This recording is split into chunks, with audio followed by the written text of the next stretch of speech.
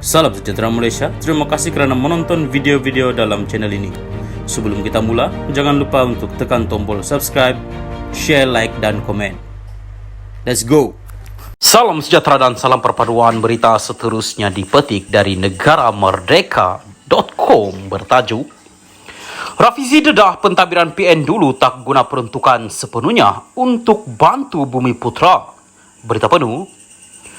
Menteri Ekonomi Rafizi Ramli berkata pentadbiran dulu tidak menggunakan dana yang diperuntukkan sepenuhnya dalam usaha membantu Bumi Putra. Beliau merujuk kepada dana yang diperuntukkan kepada Teraju, sebuah unit di bawah Jabatan Perdana Menteri yang ditugaskan untuk menerajui, memacu serta menyelaras agenda pembangunan Bumi Putra selaras wawasan kemakmuran bersama 2030. Teraju diberi peruntukan yang besar dari setahun ke setahun. Namun sebahagian tidak dapat dilunaskan dalam pentadbiran sebelum ini. Diberi dana RM100 juta, RM200 juta sebelum ini yang sampai kepada penerima jauh lebih sikit daripada itu katanya. Namun begitu, Rafizi berkata Teraju masih diperuntukkan RM135 juta dalam belanjawan 2023. Beliau menjawab soalan Wan Ahmad Faisal Wan Kamal, PN Machang, sama ada kerajaan akan meneruskan pelaksanaan tindakan pembangunan Bumi Putra 2030 TPB 2030.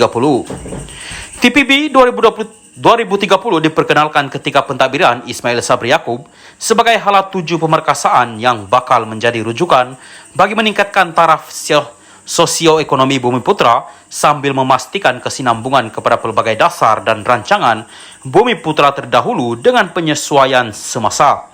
Menurut Rafizi, kementeriannya bersama Teraju sedang meneliti keberkesanan unit berkenaan. Sebab itu saya tidak ingin mengulas panjang tentang Teraju.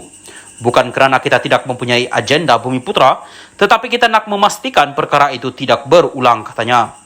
Tambahnya, beliau ingin memastikan segala proses dan pendekatan maupun keseluruhan falsafah mengenai pembangunan ekonomi Bumi Putra diteliti. Bekas Perdana Menteri Muhyiddin Yassin pada 6 Mac lalu mengkritik belanjawan 2023 baharu yang dibentangkan Perdana Menteri Anwar Ibrahim dan meminta kerajaan memperincikan kedudukan dasar dan agenda Bumi Putra dalam dasar pembangunan negara. Beliau berkata, kerajaan mengambil pendekatan terburu-buru dalam menggantikan wawasan kemakmuran bersama 2030 yang dilancarkan ketika pentadbiran Dr. Mahathir Mohamad pada 2019 dengan konsep Malaysia Madani. Muhyiddin berkata agenda Bumi Putra tidak begitu jelas dalam dasar Malaysia Madani maupun mana-mana komitmen kerajaan hari ini.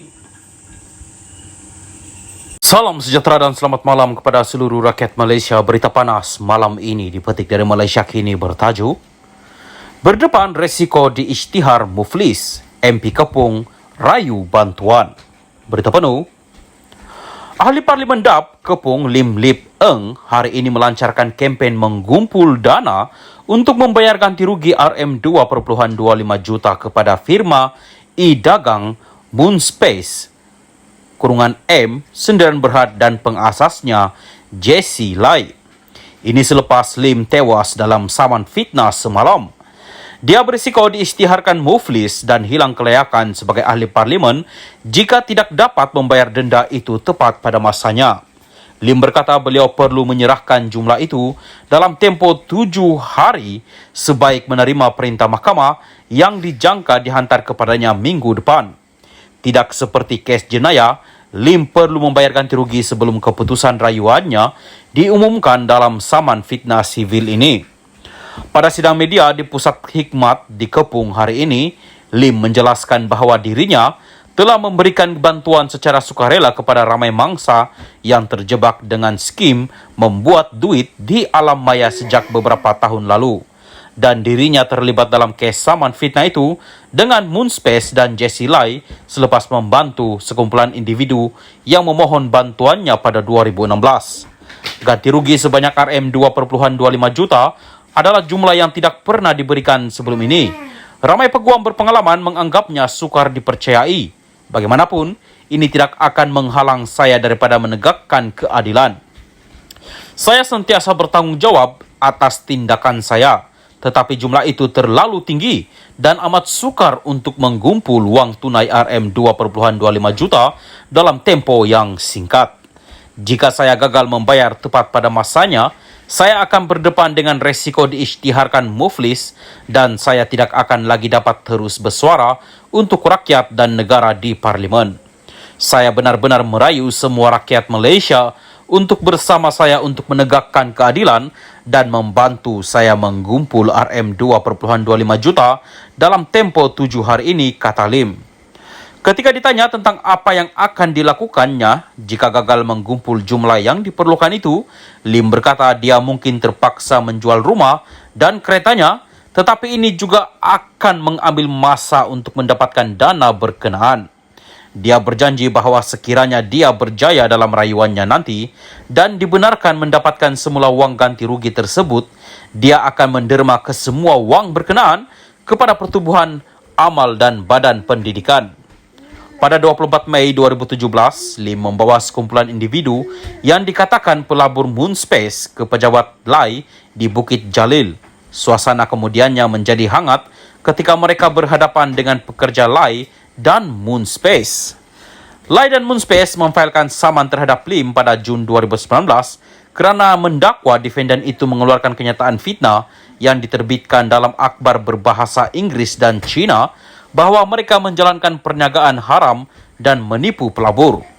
Pada tahun yang sama, beberapa pengasas Moonspace turut didakwa di Mahkamah Jenayah atas dakwaan menjalankan skim piramid dan aktiviti pengubahan wang haram.